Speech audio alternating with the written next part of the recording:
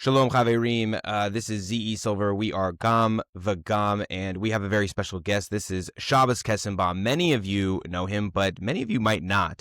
Sometimes I forget how small the Jewish world can be, and that not everybody necessarily knows all of the intricacies, everything going around. So I'm very happy that Shabbos, who is a very busy man, has taken the time out of his Sunday to be here with us. So thank you very much, Shabbos. Thank you. Good to be here. So like I said, most people, it feels like, know you, but at the end of the day, not everybody will. So do you want to just give us a very quick rundown on who you are and your story and how you got to where you are today?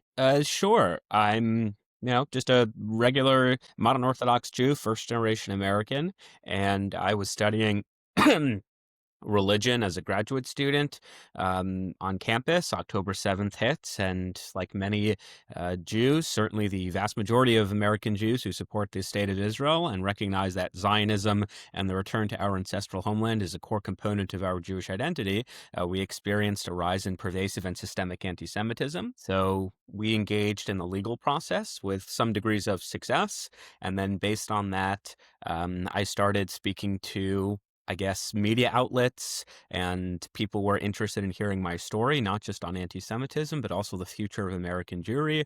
I started getting involved both in American politics with the re-election of President Trump, and then to a lesser extent getting involved, I wouldn't say with the Israeli politics, but working closely with the Prime Minister's office and also the President of Israel to ensure that there is greater relationships between diasporic Jewry and Israeli Jewry. And then I continue to speak on, national outlets to talk about issues relating to freedom of religion, Gen Z, the rise of socialism, and certainly defending the land of Israel. Amazing.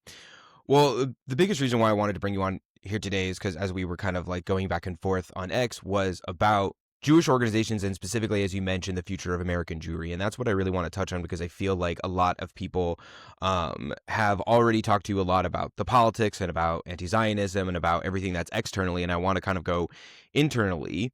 And so I would love to kind of hear your broad perspective on just maybe your 30,000 foot view on American Jewry, how we got here and where we are going as of right now, and also where you are plugging yourself in order to change that trajectory. Sure. So I would say, broadly speaking, I believe that when Jewish legacy organizations, the ADL, the AJC, the Simon Wiesenthal Center, you name it, when they succeed, American Jewry succeeds. So we very much want them to do well. We want them to operate at their full capacity. The problem is, since October 7th, it's been quite obvious that many of those organizations are not doing that thing. And I spoke with William Darev. He's a friend of mine. He's the president of the Conference of Presidents of Major Jewish Organizations, which is a bit of a mouthful. And we're definitely on the same page as it pertains to we meaning young American Jews, want to do everything we can in our power to ensure that these organizations better reflect and understand the needs and concerns of young American Jews. So the criticism that I level against many of these organizations, while it may sound forceful and aggressive, it's really coming from a place of we want you to do better and we want you to do well, because when you do better and when you do well, all of American Jewry does better and does well. And let's take the ADL as an example, which it's easy to pick on the ADL. They're the flashpoint of most people's criticism, but full disclosure, Jonathan Greenblatt's a friend of mine and he's a great person. And I think the ADL really does do important work. But as I said, in order for it to maximize its efficacy, we have to be able to be open and honest about some of its underpinning, some of its failures. And I think to Jonathan's credit, he's been very open and aware of that, including, for example, I was in the Knesset when Jonathan spoke to members of Knesset saying that we at the Anti-Defamation League have been largely unable to stem the tide of anti-Semitism, and we need to be more creative. But nevertheless, let's use the ADL as an example. If you are running an organization and its entire mantra is the combating of anti-Semitism, and then you have the largest explosion of pervasive and systemic anti-Semitism, certainly in my lifetime, I'm 25, then it begs the question, where were those hundreds of millions of dollars going to on an annual basis to this organization? What was this organization doing with its operating budget, with its hundreds of staff members, with its connections in DC, on Capitol Hill, and really throughout the country? So I came into this position not because I had an axe to grind with any of the legacy organizations. I came into this position because I was a Jewish student on a campus and I was experiencing this hostile anti-Semitism, and it kind of dawned on me twofold. Number one, how is this possible? How is this happening that at some of the best and brightest institutions of higher learning, we are seeing blatant, unvarnished, and naked Jew hatred? Where have the adults in the room gone? What have they been doing up until this point? That was number one.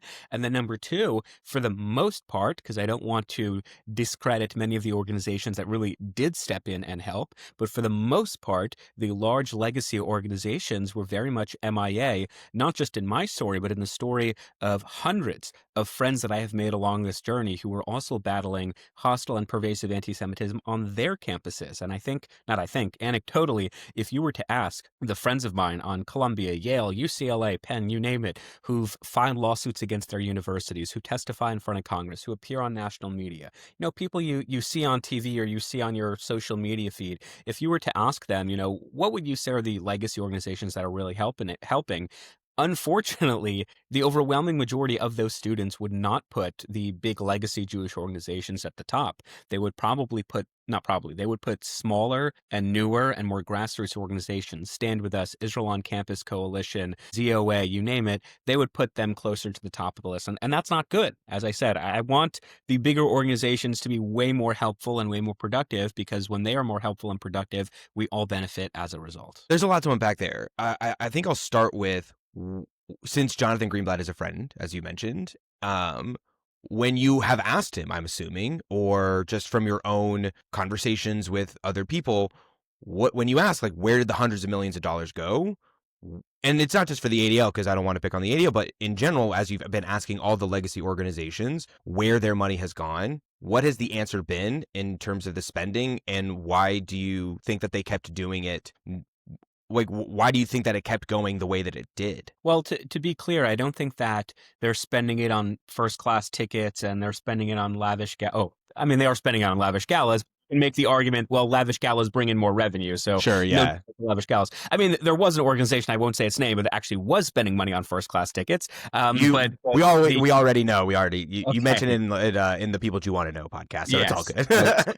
And again, that's not me saying this to be conspiratorial. You can look at their own tax returns and it's public and everything. Yeah. So there actually was an organization doing that, but for the most part, major organizations are not doing that. So they are spending the money on things that they think are in fact helpful. So whether it is lobbying on Capitol Hill, whether it is missions to Israel or by extension missions to Poland, whether it is research and studies mapping out the trend of anti-Semitism on campuses post-October 7th, they are spending the money in areas that they really do believe is helpful and beneficial for the Jewish community. My argument is the spending that they have been doing historically and they currently are doing, A, is not working, and B, needs to be redirected to different areas, most crucially to students directly. So it's not enough, for example, to be doing a one-off conference, for example, where you invite students from across campuses and you have a two-day whatever. Those are great. It certainly provides chizuk, strength to the community. Yeah. But what is way more long-lasting and what is way more beneficial is when Jewish students, and before I get into that, let me just say anecdotally, I get every week dozens, probably about 2 or 3 dozen texts from Jewish students across the country, those who I know, but also those who I don't know, who say that they have an idea, a program on their campus that they want to do, whether it's a tabling event, whether it's bringing in a speaker, whether it's a Israel Pride Day, whatever it may be, they have an idea that they want to run on their campus.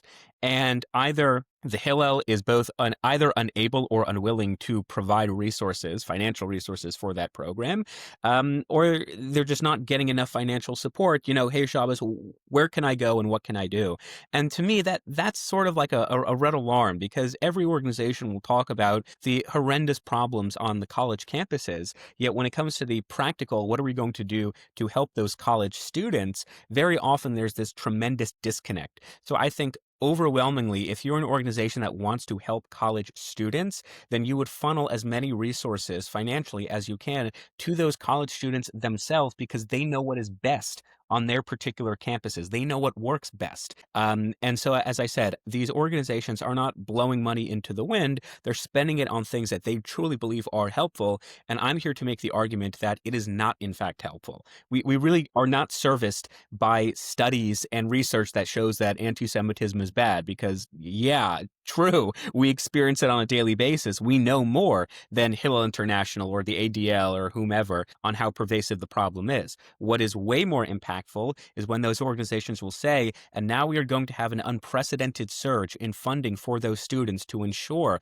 that there is not one program, good programs, they have to do their due diligence, but not one good program that is not operating because they have a lack of funding. Well, I guess I want to ask you that question though, because I worked at a Hillel, and at a very well funded one. I worked at the University of Texas Austin Hillel, and we had an Israel fellow, and like it's as the Hillel for the flagship university for the state of Texas. We could go anywhere in order to raise money, and we had plenty. And the job that I specifically did was as a birthright coordinator, and so I recruited students to go on a trip with me at UT and then keep them engaged through Hillel when they got back. And as the person that I was, between me and our Israel fellow, the two of us were the conduits for many of these organizations that you had mentioned, like Stand With Us or ICC, the David Project, APAC, whatever it was. I mean, there was a numerous amount of people that wanted access to our students, and every single one of them had a fellow. There was a Stand With Us fellow, there was a ZOA fellow, there was a ICC fellow, all over the sorts, right? And they were given stipends, and basically these organizations asked us for names of students, and we gave it to them. And then that student would, over the course of a semester or something like that, they would do those programs or anything of the sort. And I guess what I'm wondering is, I mean, these organizations, while they might not be legacy, 50, 100 years old, they are 15, 20 years old. And to me, it does seem that, for the most part, all of these pro-Israel organizations have had that model of working with students on the ground.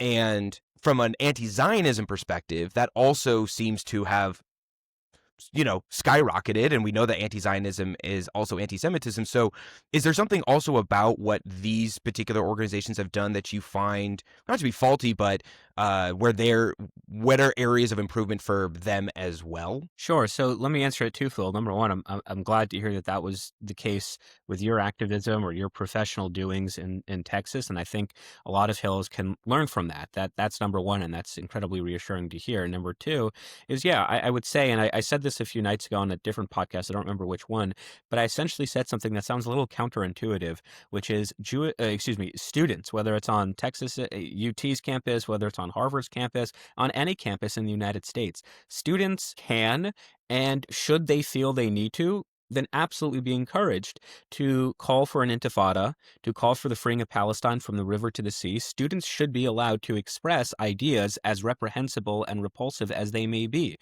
And I would even take it a step further. There should not be any speech codes on these universities. So if a student is as racist and abhorrent that he desires to say the N-word on campus, then he should be allowed to say the N-word on campus. One of the things that Charlie Kirk told me was that the only way to combat bad ideas is with better ideas.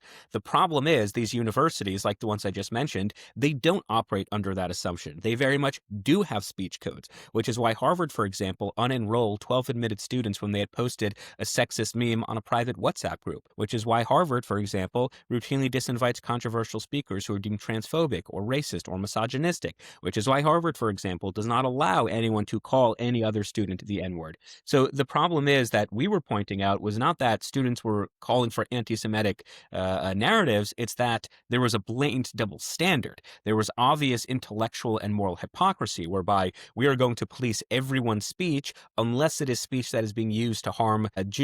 So that's what we were calling out. It was the Jew hatred. We were calling out the hypocrisy and the double standard. And I think so many Jewish organizations organizations, and this was particularly true as it pertains to the advent of Zoran Mamdani and the organizations in New York City, is don't really focus on the freeing of Palestine and the bad words, right? Focus on the greater symptom behind it, which is either that double standard or it's the policies, it's the actual harmful policies, harmful actions. And we do ourselves a tremendous disservice when you have, I won't say the name, but when you have a anti-Semitism watch group on Twitter, for example, that will routinely call out a flight attendant wearing a Palestinian flag, or will routinely call out a bodega worker who says free Palestine from the river to the sea on their storefront window. I think we live in a society that very much accepts the First Amendment and free speech, and that's not really a hill that we should be climbing up against. That's something that we need to be able to accept and only combat bad ideas, as I said, with better ideas. And if everything is anti-Semitism, then really nothing is anti-Semitism. And I think certainly if you were to look at the online space, the accusations of anti-Semitism have really watered down. It really doesn't mean much to most American people because they believe over the last 2 years there have been organizations that, as I said, have really been quite liberal and generous with their characterizations of anti-Semitism. So I think if there are systemic and pervasive problems, do what I and hundreds of Jewish students are currently doing, which is use the court of law, use legal action.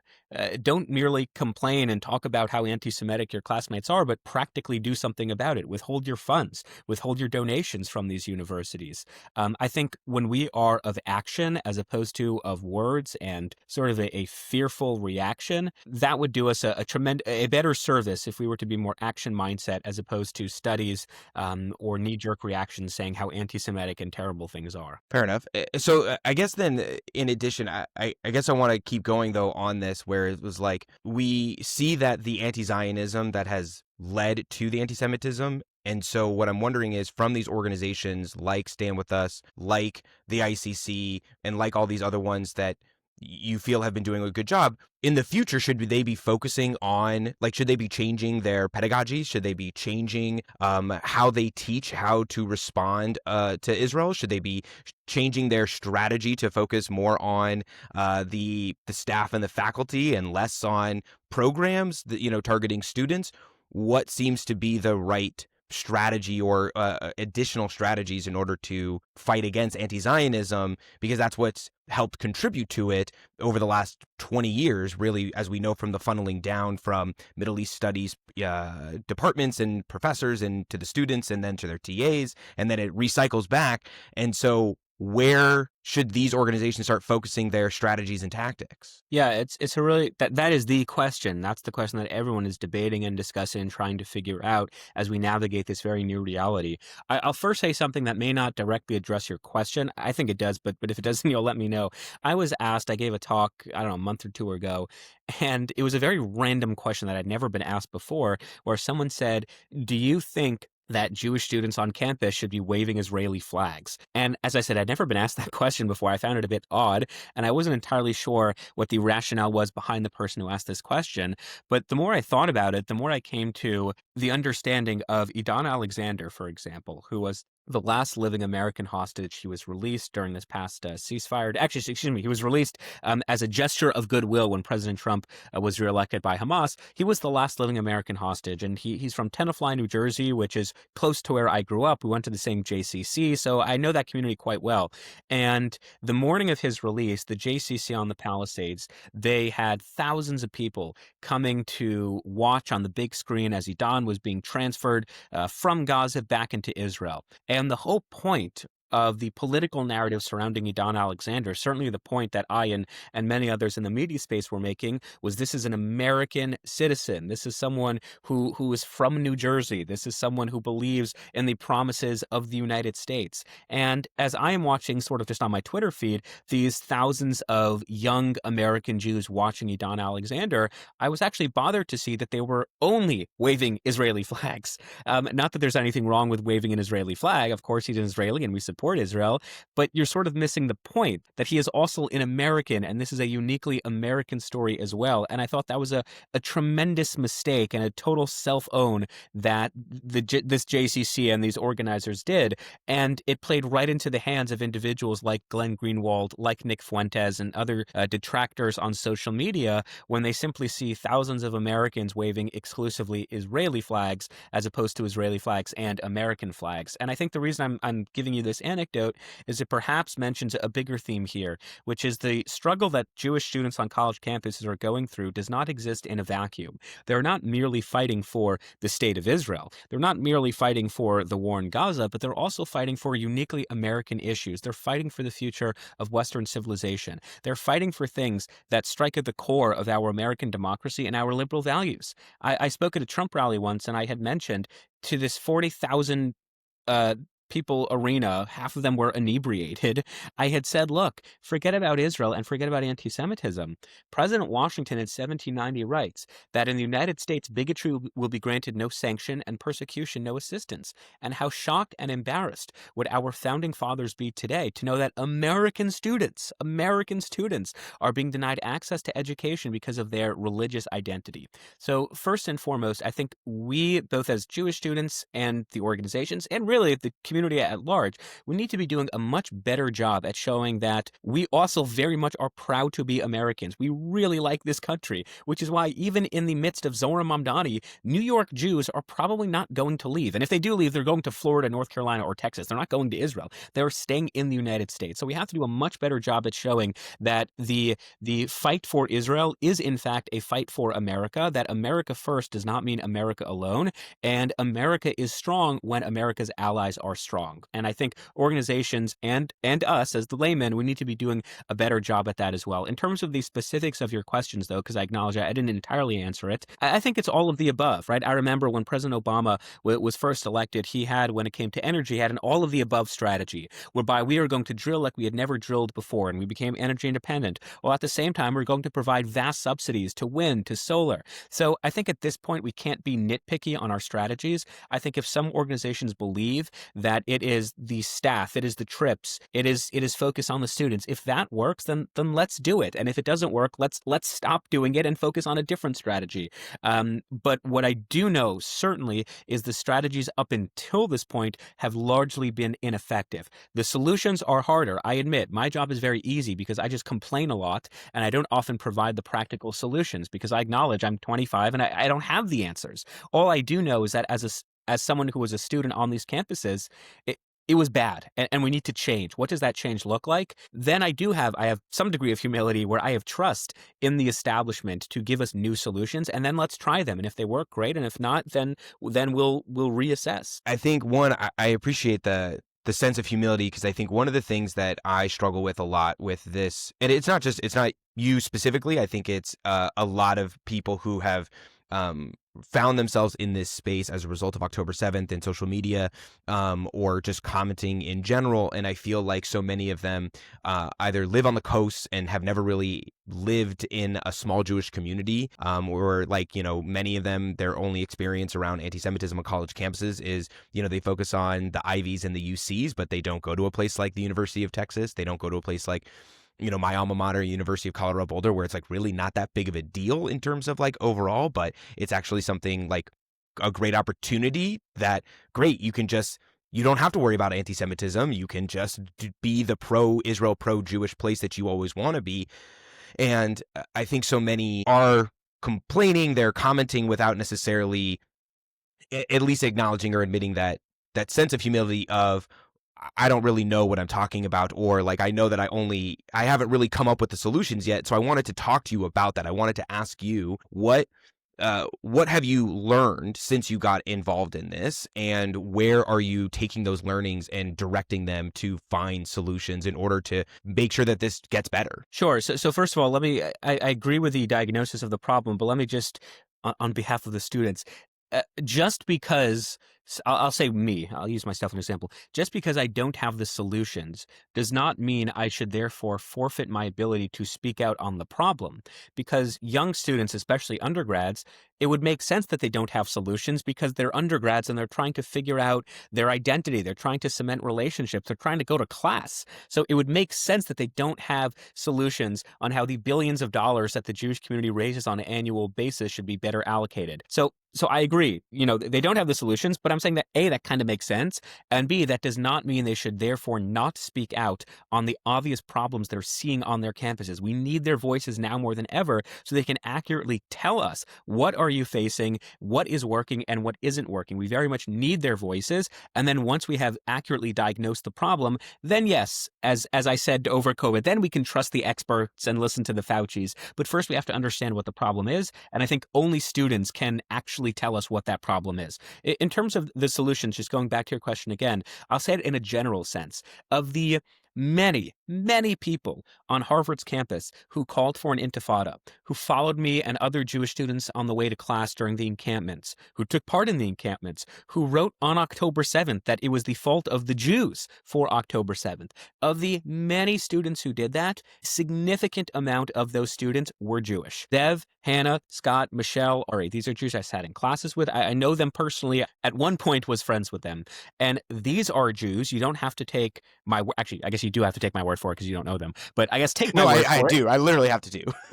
Yeah. I mean, I was gonna say you could fact check me, but I'm not exactly sure how you would fact check me. These are Jews who've never been who are not affiliated with a Jewish synagogue, who either have never been or dropped out of Jewish day school, have never been to Israel, can't point to Israel on a map, certainly can't speak Hebrew, can't identify a Jewish command outside of Tikkun Olam, which out of 613 options, it's not a commandment. And these are Jews that we truly believe that Kol Yisrael Ravim Zelazeh, that all Jews are responsible for one another. These are Jews that we have so obviously failed. And I'm going to butcher the line, but in the same way that the best cure is prevention, stop it from happening to begin with. So too, I think if we truly wanted to ensure, focusing internally for a moment, that Jews are passionate not only about their Jewish identity, but also their defense of Israel, their American patriotism, we would do everything we can as a community to ensure that there is not a single American Jew today who's going to public school because their parents can't afford Jewish day school. Now, if they go to public school for other reasons, that's fine, but financially should not be a reason why they don't go to public school. You would make sure, as you were doing in Texas, that trips to Israel double the enrollment. And no student is turned away, and you have way more staff than you know what to do with. You would ensure, and this is what Dan Senior talks about a lot, Jewish summer camp, double the enrollment. That is where experiences and affiliations towards one's Judaism is made. Way more in the schools. It's in camp. It's going to Israel. It's making sure that every Jew knows where their nearest Chabad house is, for example. And I have seen, and I'll give credit where credit is due, the UJA of New York, they have a new post-October 7th fund, whereby they are, I think for the very first time, going to give stipends and they're going to give scholarships to Jewish families in New York who otherwise could not afford Jewish day school. They will give them financial help so they can go to Jewish day school. I think that is the perfect answer. As it pertains more externally, how we combat anti-Semitism. Lawsuits work. I mean, I don't just mean me, and I don't just mean the campuses, but we have NJAC, headed by Rabbi Dr. Mark Goldfeather, the National Jewish Advocacy Center. We have Ken Marcus's Brandeis Center. We have Brooke Goldstein's End Jew Hatred. The legal mechanisms have really produced tremendous results for our community, and very, very quickly. I am proud. I mean, I'll be a little pompous for a moment. I'm proud of the fact that there are half a dozen court cases brought by Jewish students across the country right now that have cited Kestenbaum v. Harvard as legal precedent. I am proud of the fact that my former lawyers, Ken Marcus, Eliza Lewin, they're not only targeting the campuses, they're following the money trail as it pertains to Code Pink or National Students for Justice in Palestine or the Columbia University Apartheid Divestment Coalition. Lawsuits really do work. And I know for a fact, I won't mention the law firms, but I do fundraisers for these law firms. I travel across the country and I speak on behalf of these law firms saying, hey, I know firsthand how well and how effective these cases can be. Make sure that they are funded. Wait, why are you fundraising for law firm? Wouldn't law firms be very profitable? Like they're for-profit companies? No. So most of these cases, these Jewish cases, are either pro bono, meaning they're not charging the clients, and or most likely or most often, these are cases that they're doing outside of their specialty. So I'm not going to say the name. Oh, got it, You're got it. Okay. if you're a corporate law firm and you focus on, major corporate contracts, and then all of a sudden you're now suing Code Pink, well, that's kind of out of your wheelhouse. So you would need additional funds because it's not Got part it. Okay. of your actual mantra. Got it. Okay. So I'll be in San Francisco in 2 weeks, and I'll be in Texas next month to speak on two different law firms and saying, hey, they need the help and let's support them. So it is helping legal cases. It is trips to Israel. It is the Jewish summer camps. It is the Jewish day schools. And it's also political advocacy. I think Nathan Diamond of the Orthodox Union, among many other lobbying groups in the United States, are doing a tremendous job showcasing that Jewish values are American values, and we need to advance, for example, the Deterrent Act, which would restrict how much money foreign countries can give to these universities. We need the passing of the Anti-Semitism Awareness Act, which would codify the International Holocaust Remembrance Alliance definition of anti-Semitism. So I think if we did all of those things, if we did the political advocacy, if we did litigation, and if we did Jewish experiential learning, I think those three things combined would really remake the American Jewish community as we know it today. I think that you're right, and I think that from a strategic perspective or from a vision perspective, I don't disagree with you. I think that where I struggle so much with so many people, especially those who are from the coast, like Dan Senor, I heard that speech of his at the 92nd Street Y, and I think one of the struggles I have is that our Jewish communities are extremely isolated, or they are siloed from one another to the point where they are entirely self-reliant, and we are not coming together to figure out ways to utilize the resources and leverage the resources from everywhere in order to, I guess, I hate to say this, but like to redistribute them accordingly.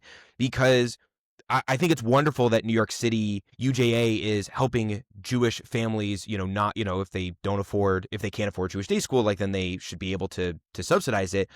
But on the other hand, like if you're a Jew in New York, you don't really need to go to Jewish day school in order to feel what it means to be Jewish. You can live an extremely Jewish life, so to speak, and never go to Jewish day school. There's kosher restaurants all over the place. There's a synagogue on every corner. There's Jews all over. Like you could go to a different Shabbat dinner every single Friday night. There's 500 different young Jewish organizations out there that are helping people come together. Jewish dating is super easy. You can live an entirely Jewish life without ever going to Jewish day school. On the other hand, for, let's say, people in Omaha, Nebraska, for Jews in Kansas City, Missouri, for Jews in Detroit, Michigan, for Jews in Cleveland, Ohio, or Jews in Raleigh, North Carolina, that's not really the case.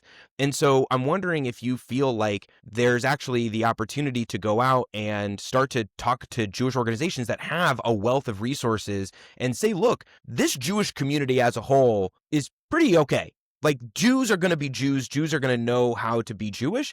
It's these people out there that have one single kosher grocery store, if they have a kosher grocery store at all. It's these people out there that have one synagogue, and the only synagogue there is a Reform synagogue. It's these people out there that have zero Jewish day schools. It's these people out here that have no access to a summer camp. These are the people, these are the Jews that really need help to live a Jewish life. Is that something that we need to maybe talk about? Well, I mean, yes, but let me first disagree with the premise, which is the Teach Coalition, for example, have clearly documented, and I think the Pew Report supports this idea as well, that you cannot compare a Jewish person who went to a Jewish day school and a Jewish person who did not go to Jewish day school. Now, does that mean you don't have Zaybars and you don't have young professional drinking nights? You certainly do, but Jewish day school is really incomparable, and it really cements one's identity in a way that really nothing else ever can, in addition to Jewish day schools and trips But to I Israel. didn't go to Jewish day school. Correct, and you're a great exception to the rule, but anecdotally,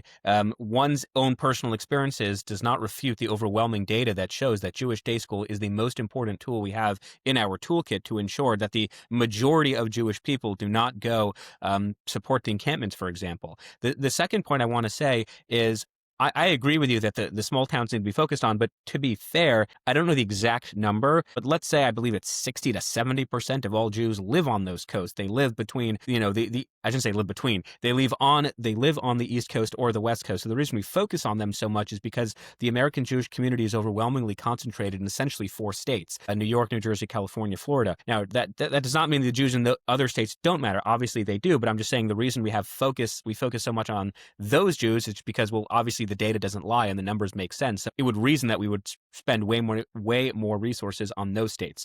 In terms of the Omaha, Nebraska case, I agree with you, and I travel a lot to small towns, and I've never been to Omaha, but happy to go. But I have been to a lot of these smaller communities where there is that one synagogue, there is that one kosher establishment, and the Jewish community very much feels that they're under attack from so many sides, including, I think, what you're accurately portraying, this elitist mentality that Jews in New York City or Jews in Los Angeles have of we know better and we know what we're doing.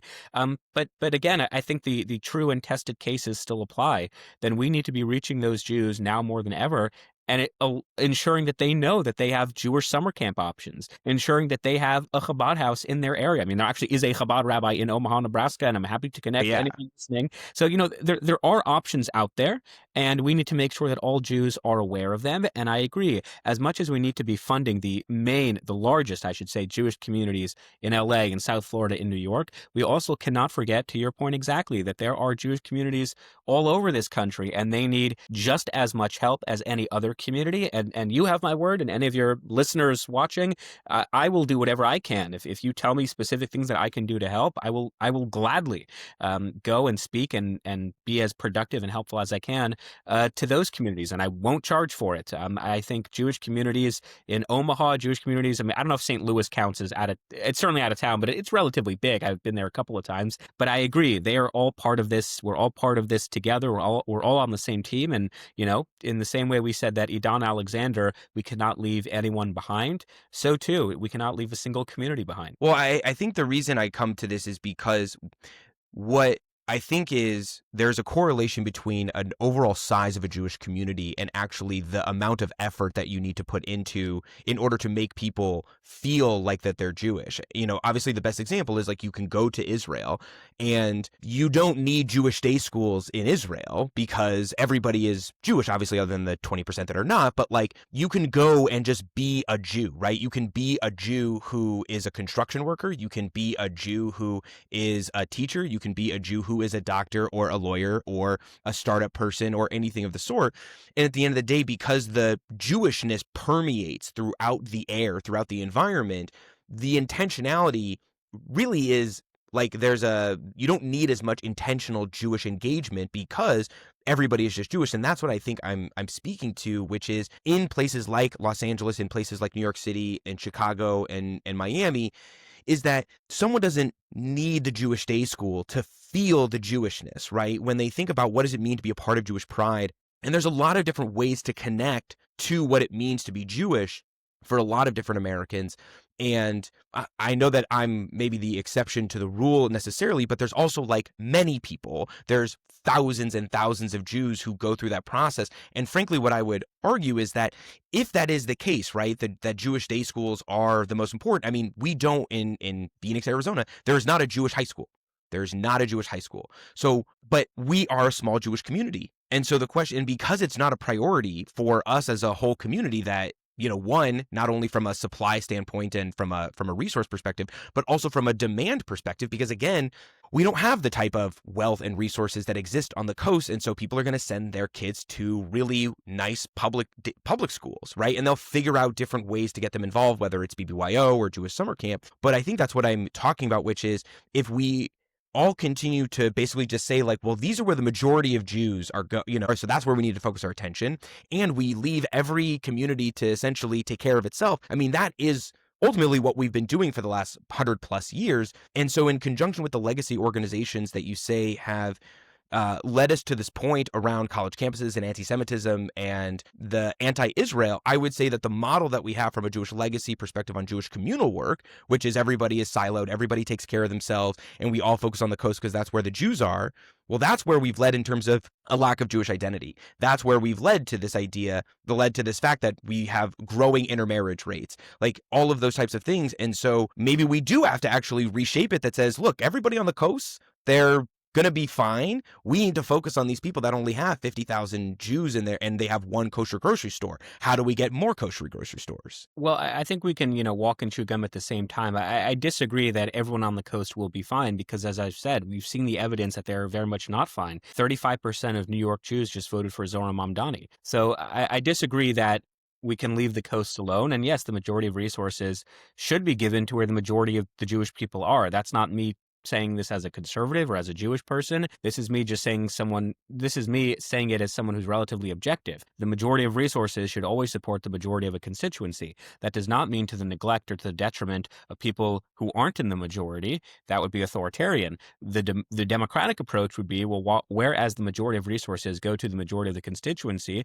we still certainly need to be spending a significant amount and more of what we are currently spending on those smaller, often neglected communities. I would agree with you. And take the example you gave of the community that doesn't have a Jewish day school. I mean, a Jewish day school is just one tool, I think the most effective tool without question, and the data supports that as well, but it's one tool among many that we can use to solidify the positive associations that Jewish people have, young Jews have, with their Jewish identity. So summer camps, trips to Israel. You mentioned BBYO. I don't think BBYO would be a good example. I've been a little disappointed with BBYO. It's not because I'm Orthodox. It's just because people doing things and they happen to be Jewish does not make it inherently a Jewish organization, but I digress. But yeah, you would need to have, I think NCSY does this pretty well, which is the youth movement of the Orthodox Union. Yeah, bring in advisors, college-age Jews who are passionate about their Judaism, bring them to Omaha, Nebraska, bring them to Denver. I mean, this is actually what I did when I was in college. I went to San Antonio and I went to Houston and I went to Dallas and I went to Denver, and we went to young Jews who have a limited Jewish educational background who go to public school, who were dating non-Jews at the time. And we just created relationships. And oftentimes we would bring them to Israel, and oftentimes we would bring them to summer camp. And even some cases, we would even bring them to yeshiva or seminary in Israel. And that is like a great thing. And I'm not saying you have to do it as an Orthodox perspective, but you have to bring in Jewish education and Jewish values. So absolutely, we need to be reinvesting in those communities and ensuring that they recognize that they are part of the American Jewish story. And whatever that looks like, as I said, I think post-October 7th, we can't be too nitpicky on the solutions. If that means doubling the enrollment for the camps, if it means doubling, scholarships, if it means doubling the staff that an NCSY or other Jewish outreach organizations have to target these young people, then absolutely we must be doing it. And I would agree with you. We cannot neglect any community, because we have seen that when we do neglect communities, they will be the ones protesting for an intifada, living in the tents, and blaming Jews for October 7th. So I think we're on the same page here. Where we might disagree is the practical solutions for it, but that's not because I'm so set on a practical solution, because I myself am not sure, and I really am open to hearing any and all ideas, and I will vouch as strongly as I can for ideas that I think are really, really good. So if Jewish day school is not practical, I spoke in I think it was Phoenix, actually. Yeah. I spoke at the Butterfly Center. But yeah, I don't think back in April. I think back in April. Yeah. So if I'm remembering correctly, they don't have a Jewish day school. If I'm remembering correctly, we have a day school that leads up to fifth grade. It's at fifth or eighth. It's an it's like but we don't have we certainly don't have a high school. We did, but it closed down because there's nobody went. Right. So that would be an example of, we need to be listening to the community leaders in Phoenix, Arizona. And what do you need from the UJAs, and what do you need from the AJCs? And then, yes, let's advocate both in our personal platforms and then with our political capital to ensure that those communities are not left behind. I would agree with you on that. So have you thought about either opening up your a foundation or some kind of nonprofit that focuses on this? Because I think that I'm really glad that we had this conversation, because I think that this provides a lot more introspection into your thought process about things, and I appreciate it. And again, like the whole point of Gamba Gam is like that two things can be true at the same time.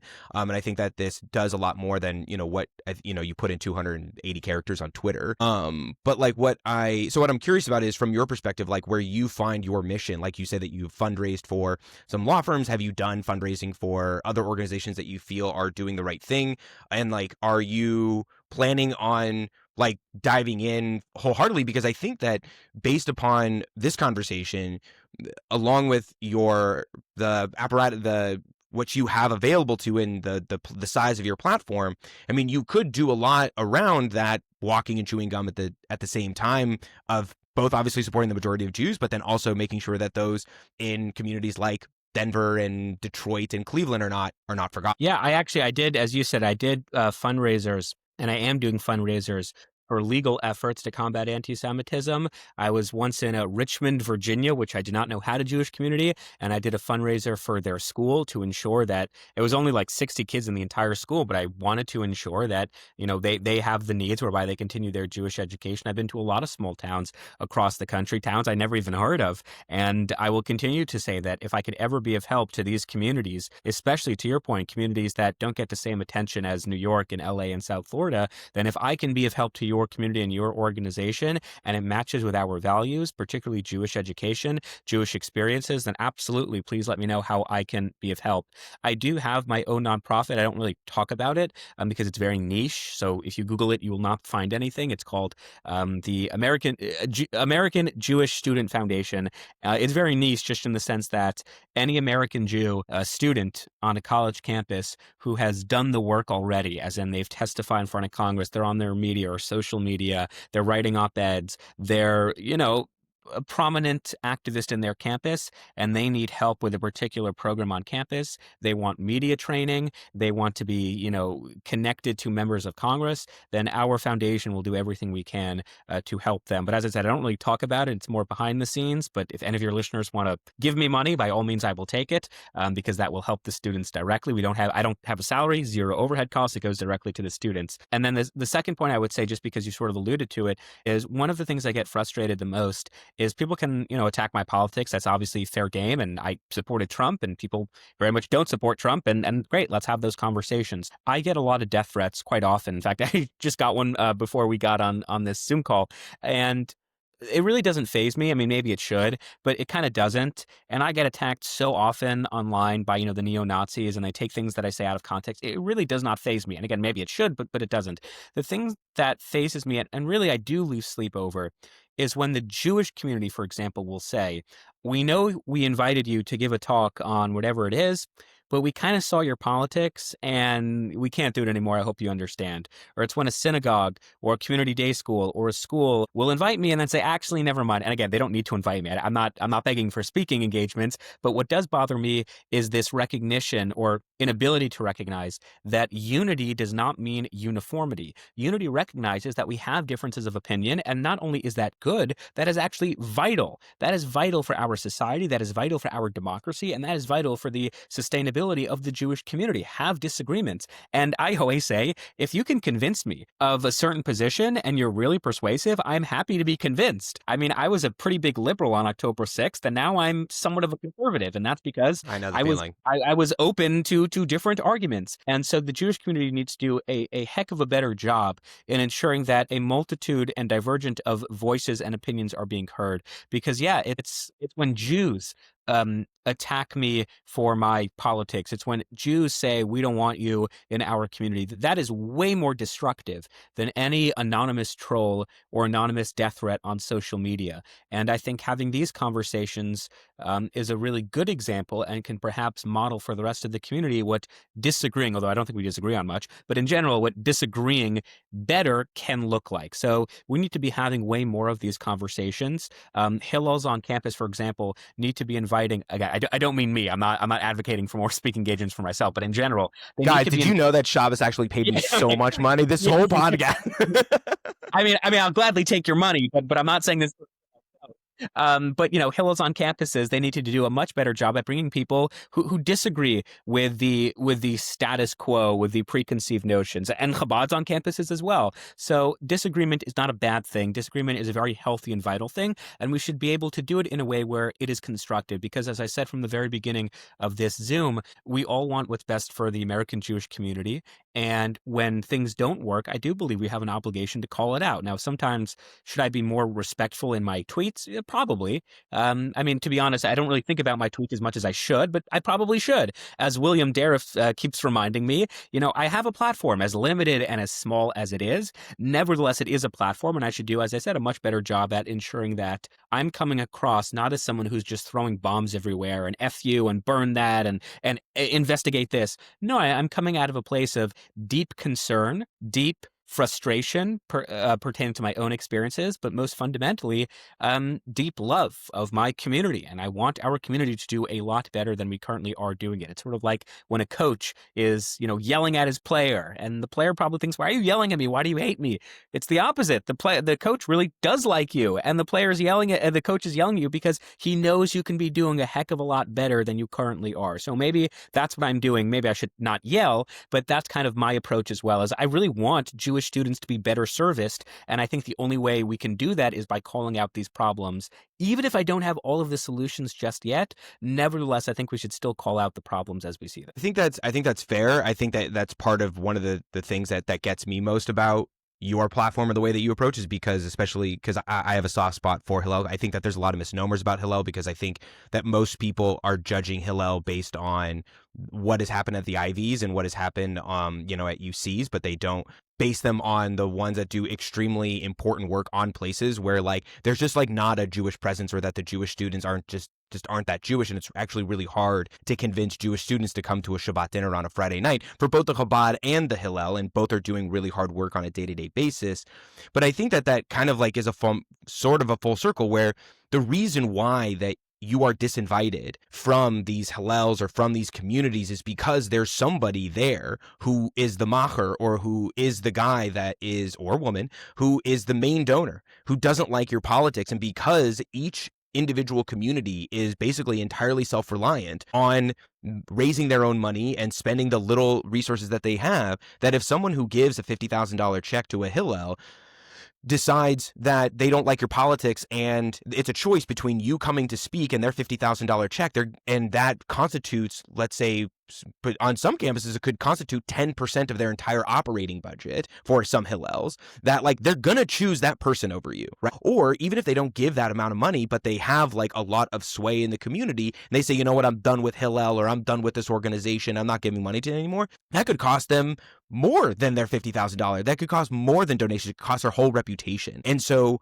I think number one is to understand that the dynamics and the levers that are being pulled on the back end, and that's ultimately a reflection of the fact that we are siloed, and that if you want to create more unity, then we actually need to be less self-reliant, and we need to be far more about, well, what communities need the help. So then that way, it doesn't matter if the one macher gives them $50,000 or not, because somebody in New York City says, well, it's not my community, but the issue of unity, the issue of free speech on a college campus is important to me. And so therefore I'm going to give to this random Hillel or this random organization out in the middle of the country because it's all good for Jewish peoplehood, regardless of where I live. Yep, I think that's well articulated. I think it's a good idea. I would certainly be in support of it.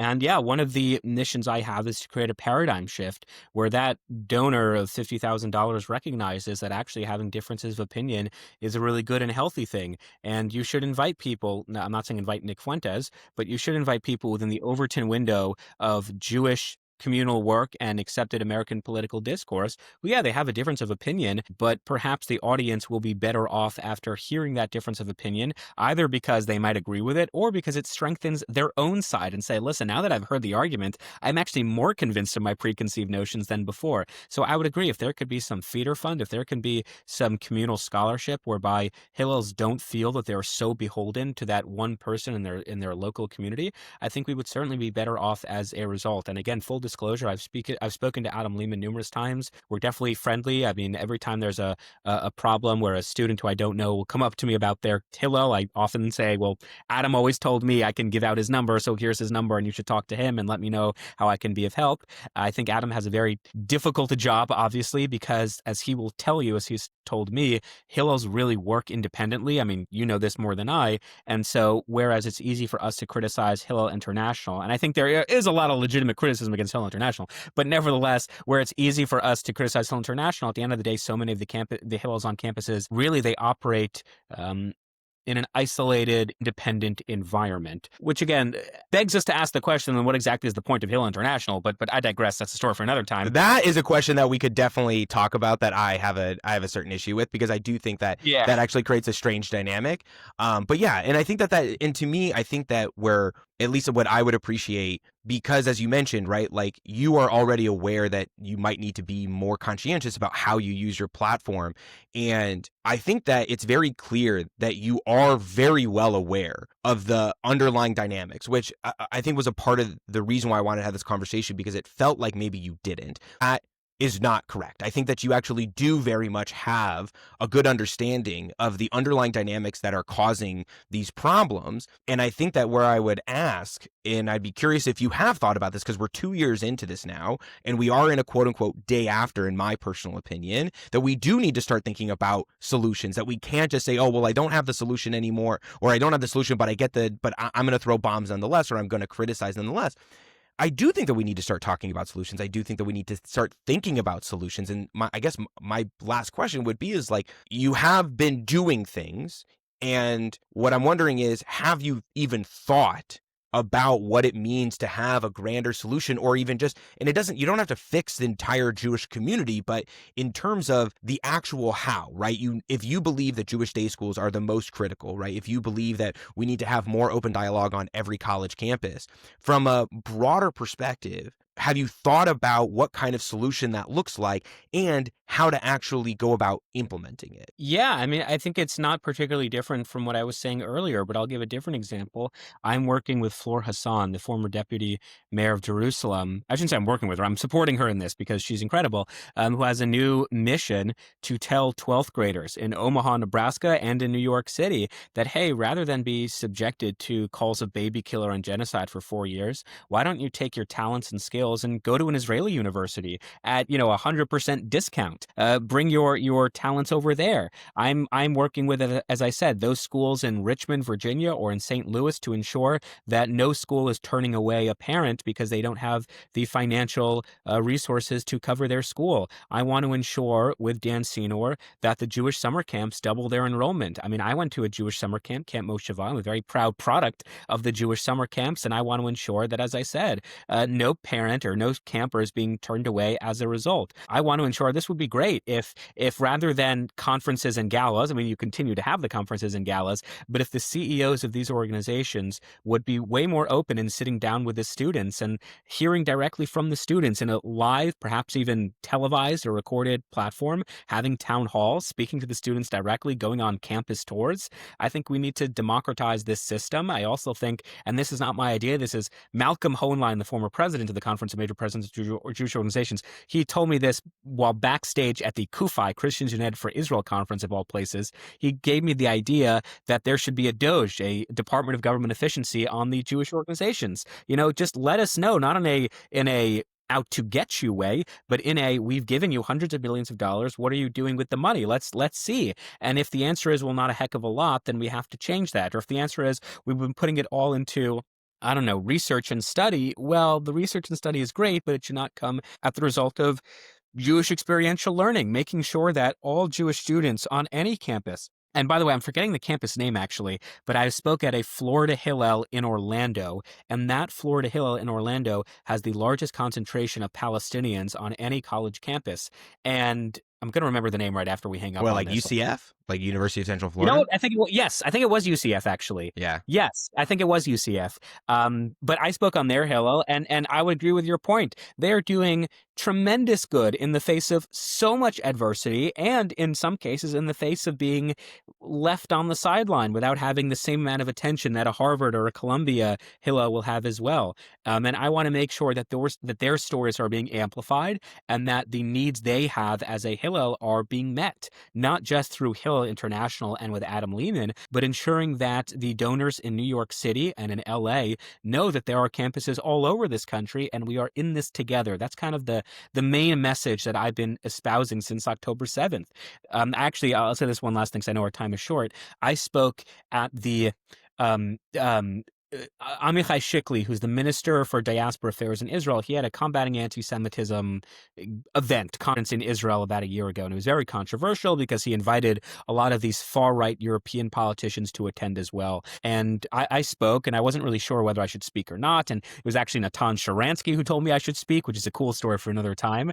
But I started my speech, and I essentially copied from Barack Obama's 2004 Democratic National Convention speech, but I basically said, there's no such thing as diasporic Jewry and Israeli Jewry. There's no such thing as Orthodox Jewry and Reform Jewry. There's no such thing as Ashkenazi Jewry and Sephardi Jewry. There's just the Jewish people. We are all one. We have the most part the same lived experiences. We want what is best for our people, and we are in this together. So while we may have differences of opinion, while we may disagree as to how best to arrive at the goal, we all have the same goal in mind. And I think that's kind of the main message I want to continue to espouse. And I think if people get to know me, I'm going to sound really pathetic for a second, but if people got to know me, I'm really not this, right-wing MAGA fascist. I'm really not an aggressive, angry person that may not come across as much online. But, get to know me and get to know your neighbors, get to know your friends and even your family members who you think are one way, but really they're not. And I'll leave it at that. So I appreciate you giving me this opportunity to speak, and happily we'll continue this conversation. I mean, I certainly know you better. And to be honest, like, to your credit, I think that you should show more of that. I think that very often look, I'm not a super big content creator, especially relative to so many people out there. But, at the end of the day, like, I didn't get into it in order to be something. I did it because I literally just needed a place to yell about October 7th, and people seem to appreciate the way that I yell, and I yell at least articulate enough that it feels like it's more than just ranting.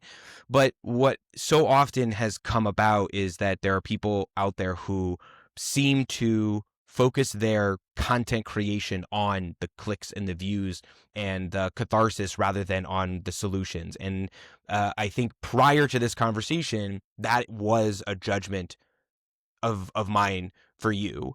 And now that we've had this conversation, I think that that's my position has changed. I think that you do have a very genuine understanding of things. I think you have a very genuine mission, and that you are doing the work. And I think that you should show that side more and focus less on X and trying to, call the people out or whatever it is.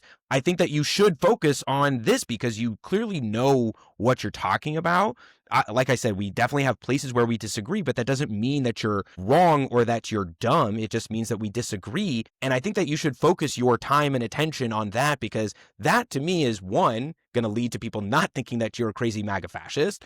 And two, you're actually going to end up making a real difference in the Jewish community, because not only are you going to be pushing out these ideas more, but that also people's view on your character will lead to fewer people feeling the need to disinvite you from those communities that, have that, while we change the dynamic so then it doesn't matter anymore. So focus on letting people in a little bit more, because I certainly got let in a little bit more, and I'm really glad that you let me in and you let us all in. Now you sound like both William Dariff and my mom, but I appreciate that.